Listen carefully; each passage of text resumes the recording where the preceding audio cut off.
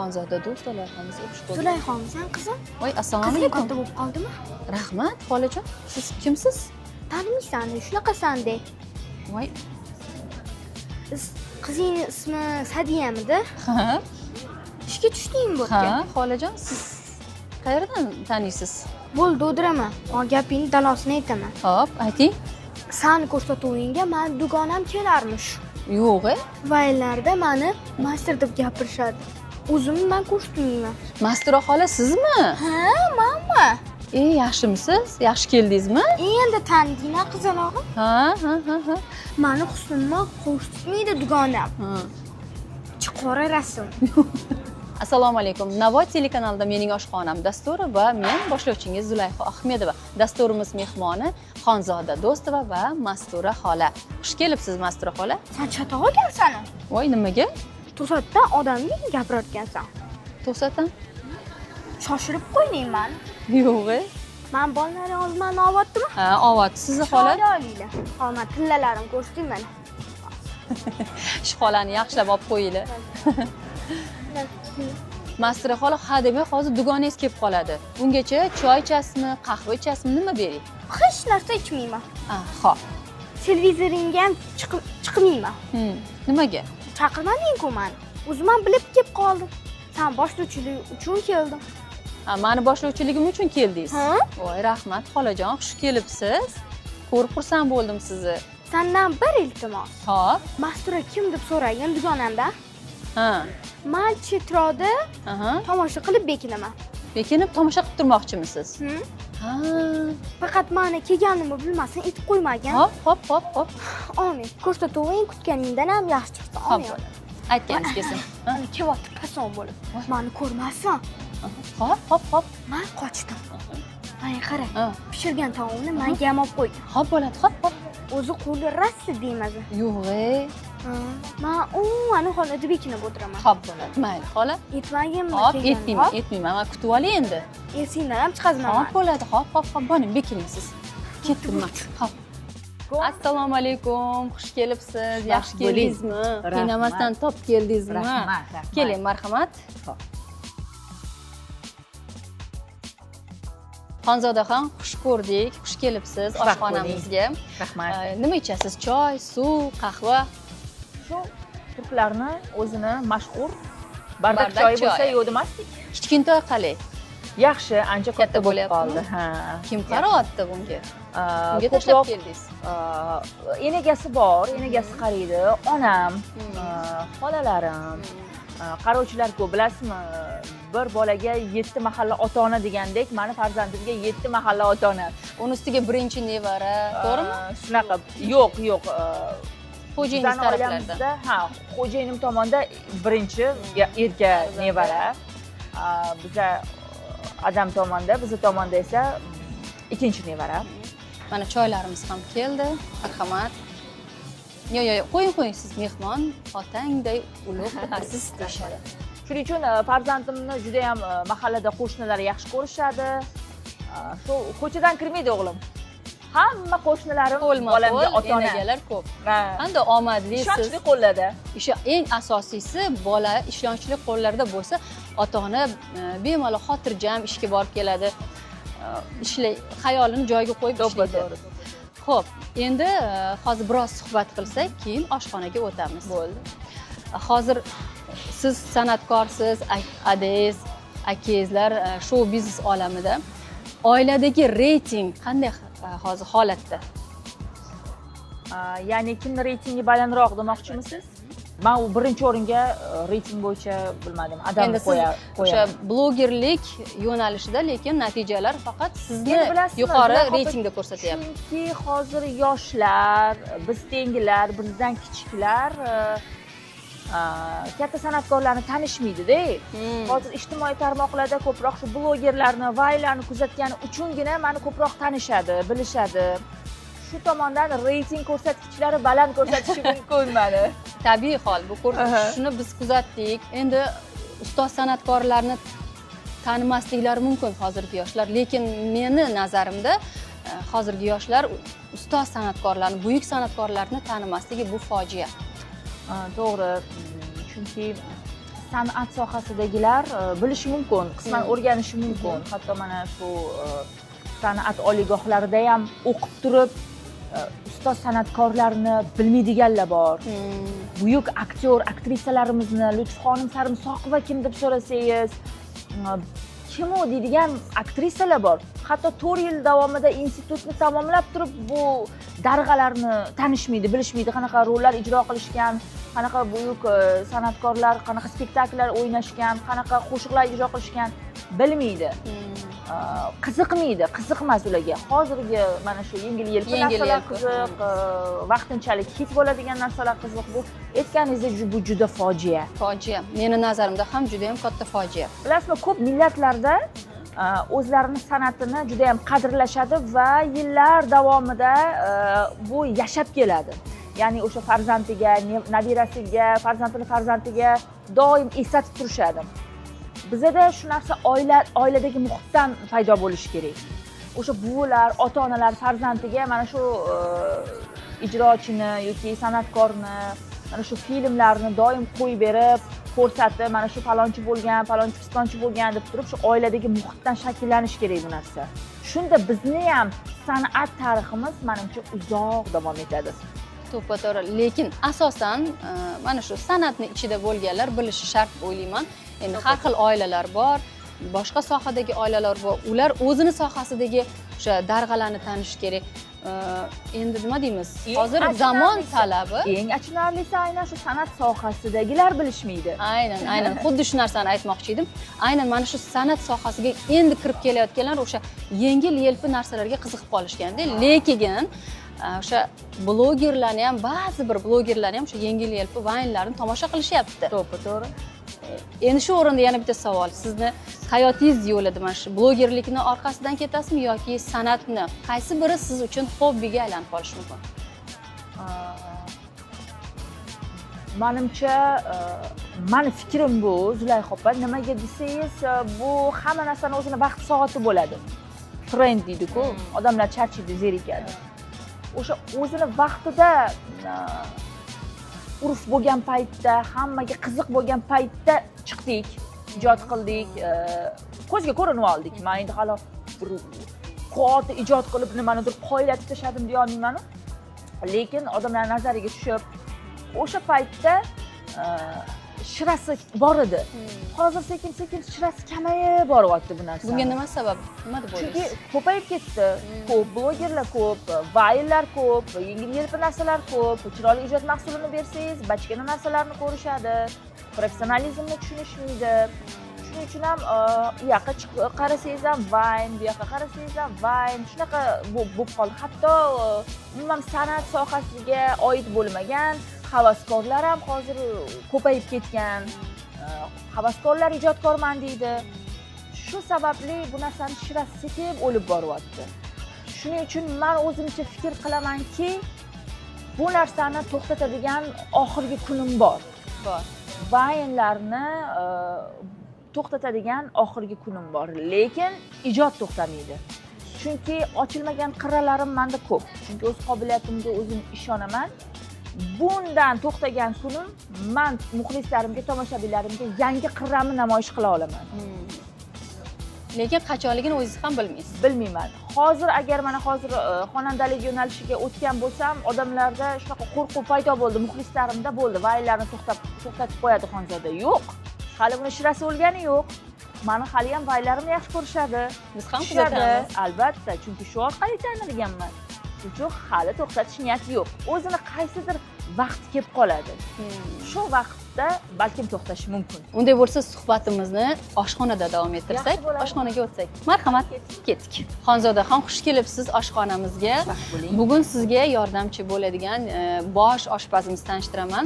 Ashrafbek Midday restoranining bosh oshpazi va mehmonimiz Ashrafbek Xonzodaxon, ham bloger, ham taniqli san'atkor, qo'shiqchi, aktrisa, serqirra ijodkor.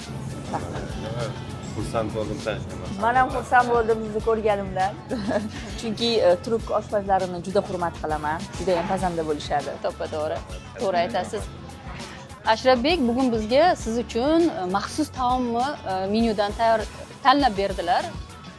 Qaysi menyuni? Xonzoda, bugun sizga salchali ko'kta. Eshitganmisiz? Koftalarni eshitganman. Har xil turlari bor. Turk taomlarini juda yaxshi ko'rib iste'mol qilaman. Lekin o'zim unaqa zo'r tayyorlashni bilmayman. Hozir jarayonda sizni ko'rib, birga yordam berib, o'rganib olaman. To'ppa-to'g'ri. Birlikte işlemiz, birlikte kılamız inşallah. Çok güzel bir köfte, sulu. Yani bu kurutmaz.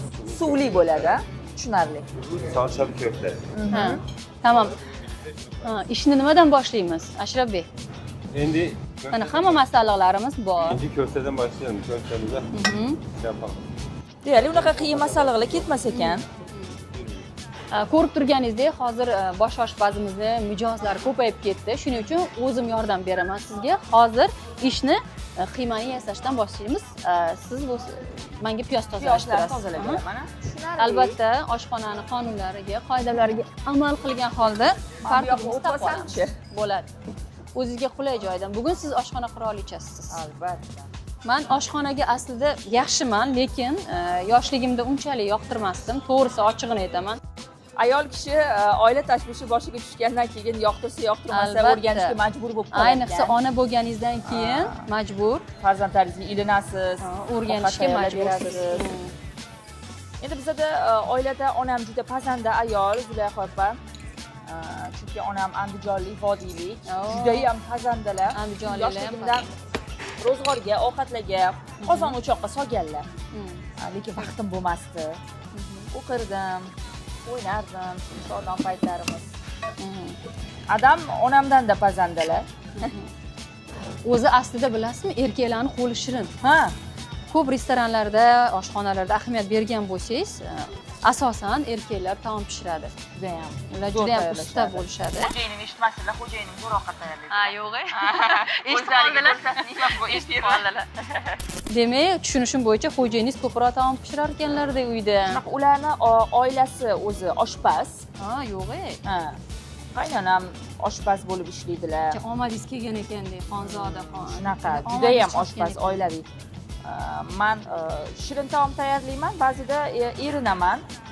Yoki ishim ko'p bo'ladi, lekin xo'jayinim taom tayyorlashga kelganda umuman erinmasdan, chunki bilasizmi, erkak kishi masalliq ayamasdan ishlatadi. Ha, to'ppa-to'g'ri. Biz ayollar har doim tejamkorlikka e'tibor qilamiz. Kamroq bo'lsa shu soliylik, tejaylik, qiynalmasin, shu turmush o'rtog'im deb ayaymiz. Lekin ayash kerak emas. Siz oldindan bolaligingizdan oshxonaga unchalik kirgisiz kelmasmidi yoki hozir ishingiz ko'payib ketgani uchunmi? Yo'q, men bolaligimdan beri osh-ovqatlarni bilganman. Hamma ovqatlarni bilganman, xamir ovqatlardan tashqari juda ham shirin taom tayyorlayman. Xo'jayinim o'zlari ham juda ko'p yetadilar. Ota-onam menga masalan sho'rva, mastava, mampar, mohora shunaqa ovqatlarni qildirishardi. Juda shirin taom tayyorlayman. Faqatchi vaqtim bo'lmasdi, Zulayho opa, chunki men o'qirdim. Chunki xoreografiya oliy raqs maktabida o'qirdim, qatnardim. Uzoqqa qatnardim. Siz hali raqsni ham bilasiz. Ha, raqs maktabini tamomlaganman. Yana bitta qirrasi ochildi Undan keyin til bo'yicha litseyda tahsil oldim. Qaysi til bo'yicha? Ingliz tili bo'yicha. Demak, ingliz tilini ham yaxshi bilasiz. Ha, tarjimon bo'lib ishladim. Amazing actress. Hatto dars berdim. Endi demoqchimanki, ko'proq bolaligim vaqtim o'qish bilan, bilim olish, izlanish bilan o'tgan, ta'lim bilan o'tgan. Ofarin. Shu sababli vaqtim kam bo'lardi. Endi ota-onangiz ham o'sha sizni qo'llab-quvvatlaganlari uchun ta'lim olishingizga imkoniyatlar, uyda sharoitlar yaratib berishganda. Shunaqa. Masalan, ba'zi oilalarda bor, o'sha ta'lim olishga sharoit bo'lmaydi, uka boqadi. Shunaqa. Endi oshxonada har doim adam vaqtlar bo'lmasdi, to'y xizmatlari bilan uyda bo'lsalar adam qilardilar bir-bir. Lekin oshxonada faqat ovqat onam tayyorlagan. Shu paytgacha kelin olgan bo'lsalar ham bizni xonadonda ko'proq onam qo'li shirin bo'lganicha hamma onamga ovqat qildiradi. Shunaqa. Xonzodaxon, mana shu Vayndagi prototip kim? O'zingiz tanishingizmi yoki o'zingiz ijod qilasiz? Endi g'oyalarni o'zingiz o'ylab Ularni ham topsangiz tozalab kerak. beramiz bizlar. Ha, orada. mana shuni. Mani vaynlarimdagi qahramonlar, endi bu haqida juda ko'p gapirib o'tganman. Bor qahramonlar. Ular mavjud. O'zingiz tanishingizmi? Albatta. O'sha qaynona, hamma yaxshi ko'radigan, hamma sevib tomosha qiladigan qaynona obrazim rahmatli bo'lib ketdilar. Andijonda Kimyoxon degan buvimiz bo'lardilar. Mani onamni buvilari. Onamni buvilari. Hoshimjonchi? Hoshimjon ko'proq akamni xarakteridan olingan. Qanaqadir anaqa jiddiyliklari. Shunaqa tomon akamdan ham biroz olganman va ko'proq Bollivud qiroli Shohruxxonni yurishlari, qarashlari, gapirishlari, ularni Shohruxxonni plastikasini, yuz plastikalarini yechishga harakat qilganman Hoshimjonda. O'xshatasiz lekin haqiqatdan shuni ko'raman men. Qoshlarini mana bunaqa chimirib. Shunaqa. Shohruxxonni ko'proq taqlid qilganman, olganman. Qaynona obrazini aytib o'tdim. Kelin obrazi u o'zimni kenayim. Qarang, hech kim begonalar yo'q ekan bu yerda. Yo'q. O'zimni kenayim. Keliningiz qanaqa qaranglar mana shu siz ularni rollarini ijro etayotganingiz? Ular ham biladi. Rosa kuladilar. Rosa kuladi. Chunki Vaynimdagi kelin juda ham muloyim, ko'p qovun tushirib qo'yadi, bilmagan holatda gap tashib qo'yadi. Bilmasdan lop meni o'zimdan chiqib ketdi deydi-ku, anaqada. Spektaklda. Sizga bunga munosabatlari yaxshi, to'g'rimi? Juda ham yaxshi, juda yaxshi. Mana qilig'imni qilyapsiz, gapirib yo'q, juda ham yaxshi qaraydi, naborot. Aksincha rosa xursand bo'ladi. Qarang-ya. Shunaqa. Xonzodaxon juda ham talabchan ijodkorligi sezilib turadi. Mana shu bitta ishni boshlasangiz, o'xshamaguncha qo'ymaysiz. Mana shu xarakteringiz, shu sifatingiz kimga o'xshaydi? Abjirligim, uddaburonligim, bu ozgina haqqimni talab qilishlarim onamdan o'tgan. Lekin bir ishni boshlasam oxiriga yetkazmasdan qo'ymayman. Qattiq kirishaman, mehnatdan qochmayman. Bu meni adamdan o'tgan. Ota-onamdan o'tib mujassamlashib bir ajoyib bir inson shakl bo'lgan deydi-yu. Shuning uchun men juda yaxshi xislatlarini olganman ota-onamni va menga juda katta foyda bergan. Adam og'ir bosiqroq odamda, ya'ni uncha haqqalarini talab qilmaydilar, qo'y deb ketaveradilar, urishib talashib o'tirmaydilar adam, maydalashib o'tiradigan odam emaslar. Lekin onam haqqini talab qiladi, o'sha ushlagan joyini uzmaguncha qo'ymaydigan ayol. Mana shu xislatlari menga o'tgan onamni, lekin akamga adamni og'ir bosiqligi, haqqini talab qilmasligi ba'zi joylarda, o'sha kamtarinligi, adamni shu xarakterlari akamga o'tgan. Oilada necha kishisizlar o'zi? Ikkitamiz. Akam bor va men bor.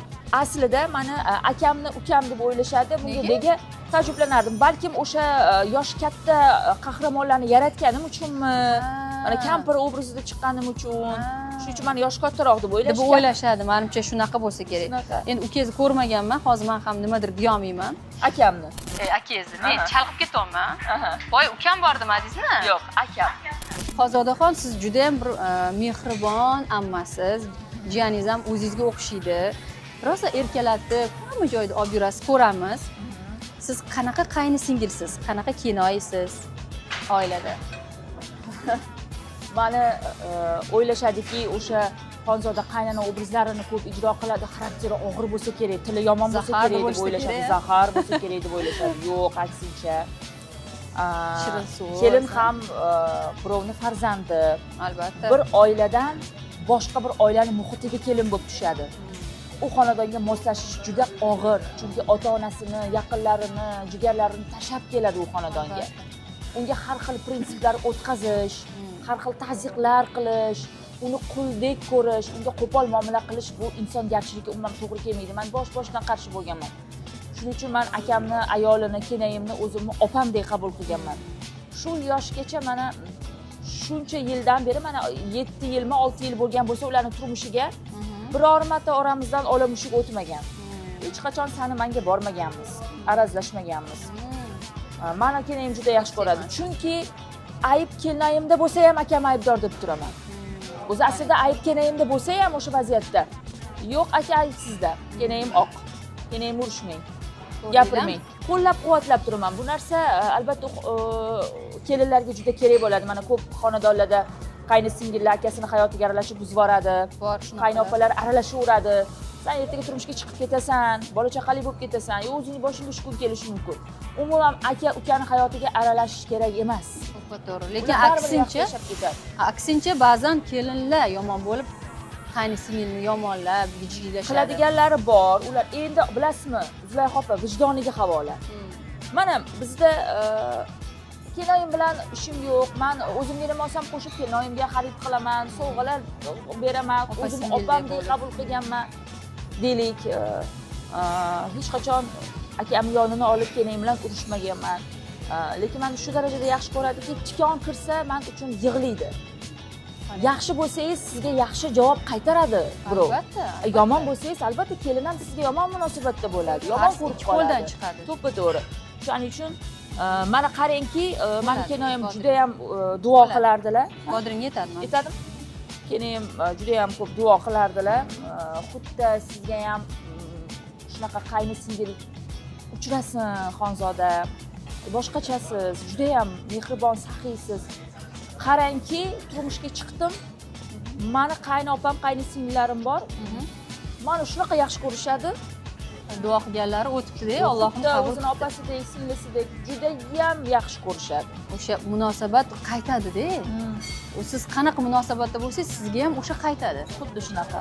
To'ppa-to'g'ri. Shuning uchun Yaxshi qaynisingil ekanlar. zo'r qaynisingilman lekin. Mashalloh, mashalloh, ko'z tegmasin. Endi hozir men bu aylantirib olgan qiymalarimizni qovurib olamiz. Xo'p. Shuni yoqib bera olasizlarmi? Ashraf Bey, shuni nasıl? Xo'p, mana masalliqlarimizni yuvib oldik. Endi sizga yana yordam berib, piyozlarni to'g'rab beraman, ha? Albatta. Tushunarli. Endi hozir o'zimcha ko'rsatuv, mehmoni bo'lib o'tirsam kerak deb kelyapman, bilganimda. Hozir o'tiramiz. Atlas ko'ylaklarimni kiyib, ro'mollarimni o'rab, O'zbekona bo'lib, ha? Oshxonaga baribir bunaqa holatda kelish yaxshi emas. Sochlar yig'ilgan holatda bo'lishi kerak, ro'mol o'rash kerak. Chunki men uyda albatta shunaqa taom tayyorlayman. Endi muxlislar o'ylamasin, bular aldab chaqirib olibdi. Oshxonaligini aytishmabdi deb o'ylamasin muxlislar. Turkcha taom tayyorlaymiz degan paytingizda, demak, ko'rib o'rganar ekanman, yaxshi deb o'yladim-da. Mana hozir ozgina yordam bersiz, qolganini ko'rsataman. Lekin jarayon juda zo'r. Mana menyuda ovqatlar anaqam ko'paydi. Ro'yxatimda deydi-yu. Buni-chi bir marta qilib bersangiz, hamma oilangizga yoqib qolib, yana qilib ber deyshadi. Xo'jayinim juda turk taomlarini yaxshi ko'radilar. Albatta qilamiz, Xudo xohlasa.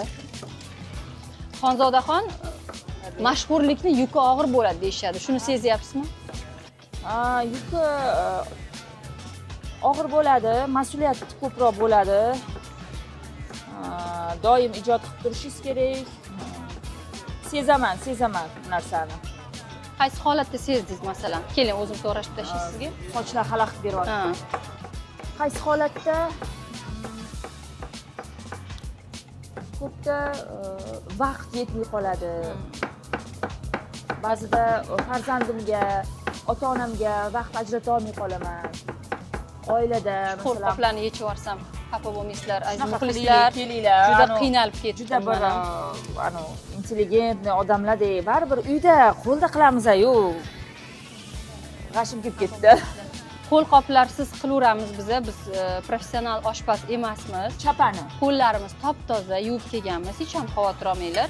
O'zbek ayollari oshxonada perchatka kiyib ovqat tayyorlamaydi. Chunki mana shu qo'llar bilan shirin chiqadi taom. Albatta. Qo'lqoplar sezilmaydi. Endi shu savolingizga keladigan bo'lsak, farzandimga, ota-onamga, oilaga vaqt yetmay qoladi. Shu paytda yukini sezaman. Ko'proq ijod qilishimiz kerak. Internet, ya'ni ijtimoiy tarmoqlarni birdek aktivni ushlab olib borish juda qiyin, bilasiz. Har 3 kun, 4 kunda video joylashimiz kerak. Uni montaj ishlari bor. Har xil ijtimoiy tarmoqlarda faol bo'lib turishimiz kerak. Hozir undan tashqari yanada ishim ko'paygan. Qo'shiqchilik yo'nalishini boshlaganman. Xullas, bu narsani o'sha reytingni ushlash va yanada nima bering? Yanada yuqoriroq darajaga chiqish bu juda qiyin. Chunki bilasiz, ijod qilmaganingizdan keyin orqaga qarab tushish bo'ladi. Hozir ham blogerlar ko'payib ketgani uchun tomoshabinlar blogerlardan qanaqadir zerikkan.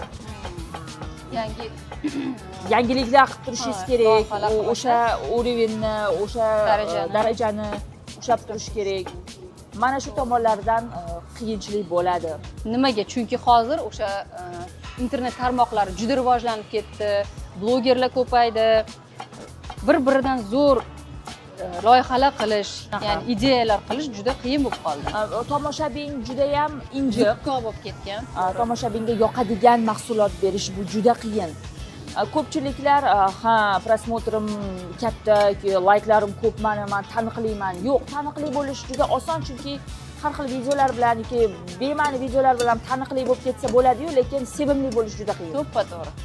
Va sizni san'atingizga tan berish, sizni san'atkor deb xalq qabul qilishi bu juda qiyin narsa. Bunga yillar mobaynida vaqt ketadi.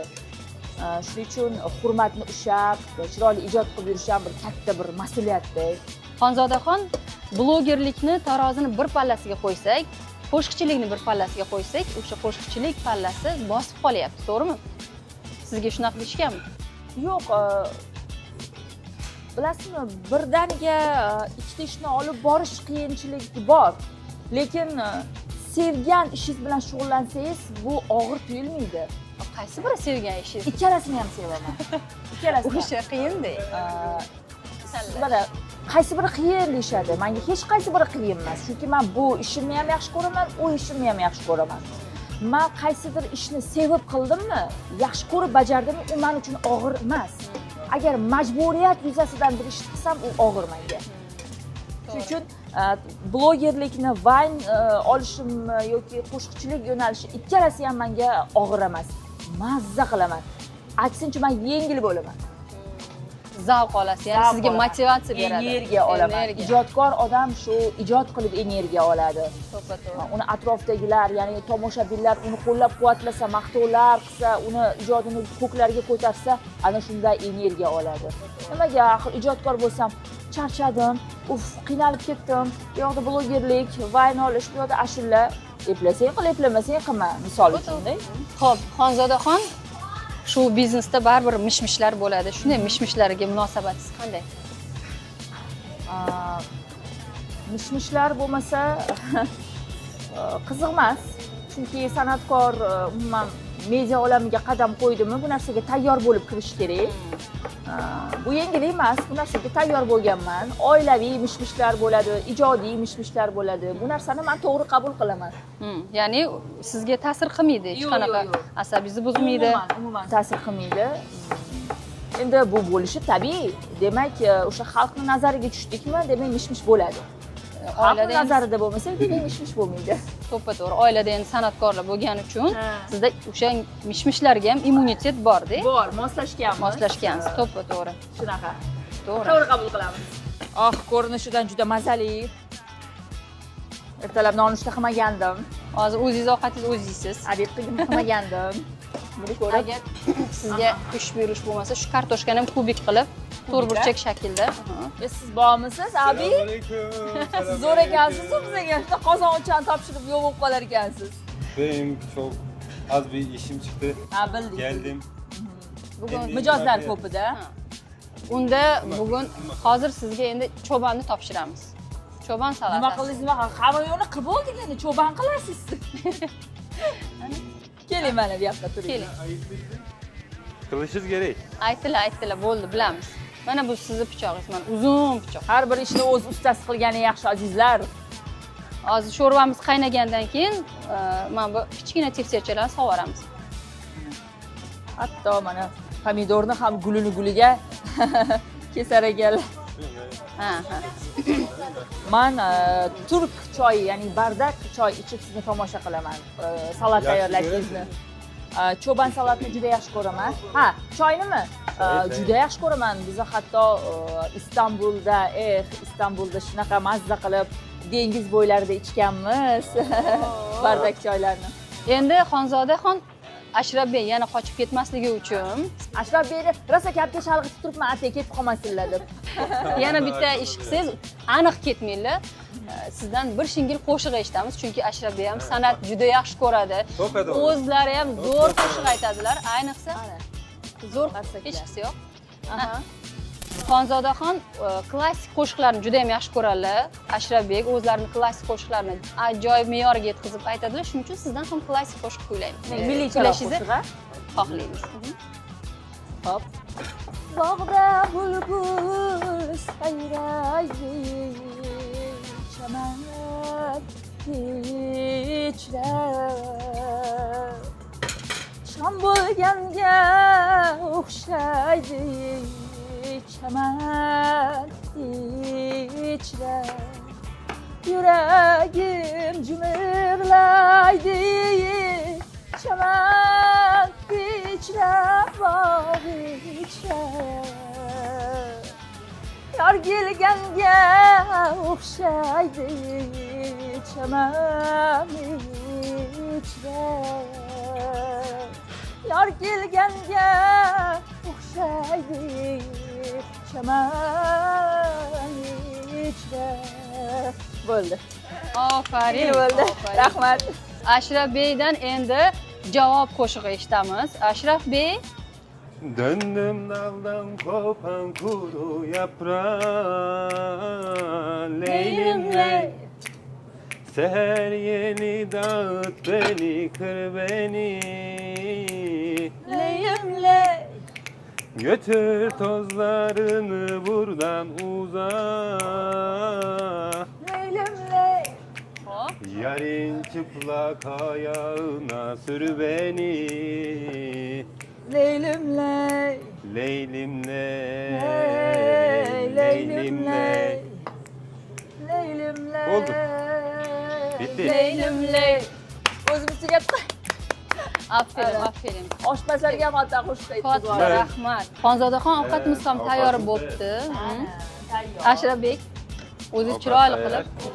Lekin qizi zor. Zo'rmi? Rahmat. Endi sizni qo'lingizda edi, albatta. Yeb ko'ramiz. Bo'ldi, sizning juda qornim ochib ketdi. O'zi pishirgan ovqatni o'zi yeb oladi. Albatta. Bismillah deb. Aytdim-ku, nonushta ham qilmaganman.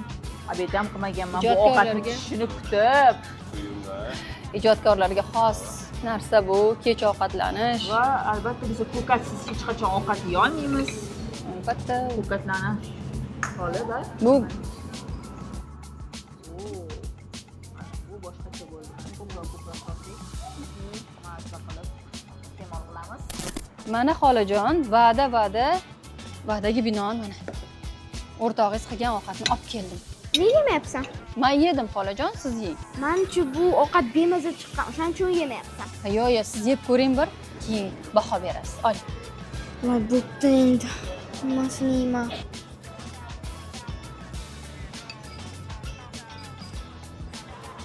Hali yoqdimi? Qo'li shirinroq bo'lib qoldimi bilmayman. Yaxshi tayyorladi, menga ham yoqdi. Nima? Bu salat, turklarning cho'ban degan salat. Oling. Voy, buni. Cho'ponchami, oling. Achuchuku bu. Ha, o'sha turklarni achichu, o'zbekchasiga achichu. Bu cho'ban turklarning tilida. Mayli, rahmat. Baraka topsin, olmayolib. Ha, Alloh akbar. Xo'p, taomlarimizni endi tatib ko'rish qoldi. Marhamat. Qani? Ashraf Bek, Şimdi bunu o'rgatgan puan taomingizni vereceğiz. endi Puanlayalım. bismillah deb.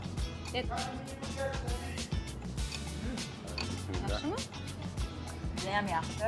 Bu taomni men qildimmi, Ashraf Bek qildimi, Lekin men Xonzoda qildim. sho'riyman. Ha, tuz kam Muhim bo'libdimi? bo'lsa, Albatta. qo'shsak. O'zbek taomini nonsiz yemaydi. Mana non albatta dasturxonimizda bo'lishi shart. Xo'p, taomlar juda ham ajoyib chiqibdi. Ta'riflarga ko'ra ko'rib turibman, hidi ham zo'r chiqyapti. Endi esa tomoshabinlar bilan xayrlashib qoldik. Xayrlashib olamiz va o'tirib bemalol maza qilib taom iste'mol qilamiz. Avvalo siz kelganingiz uchun sizga katta rahmat. Taklif uchun Ko'rsatuvimizda ishtirok etganingiz uchun va mazali taomlar tayyorlab berganingiz uchun rahmat. Ashraf Bek ham o'z minnatdorchiligimizni izhor etamiz. Sizga tanishganimga xursand bo'ldim. Sizni mehmon qilib shuni ham xursandman. Rahmat. Ovqatimiz da yaxshi, mazali bo'ldi. Rahmat. Herkese xayr. Tomoshabinlar, hammanglarga rahmat. E'tibor bilan kuzatganingiz uchun. Hammanglarning xonadoningizda yaxshi kunlar bo'lsin, yaxshi to'ylar bo'lsin va efirdan uzoqlashmasdan shunaqa ajoyib ko'rsatuvni davomiy tomosha qilishda davom etinglar. Hammaga xayr.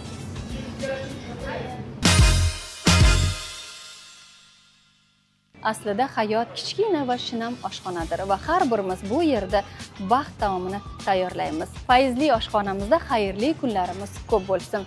Bu mening oshxonam dasturi edi. Sizlar bilan men boshlovchingiz Zulayho Ahmedova.